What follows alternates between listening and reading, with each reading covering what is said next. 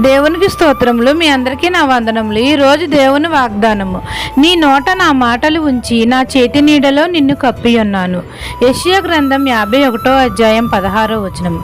సైన్యములకు అధిపతి అయిన యెహోవా మనతో సెలవిచ్చినదేమనగా, నీ నోట నా మాటలు ఉంచి నా చేతి నీడలో నిన్ను కప్పి ఉన్నాను అని.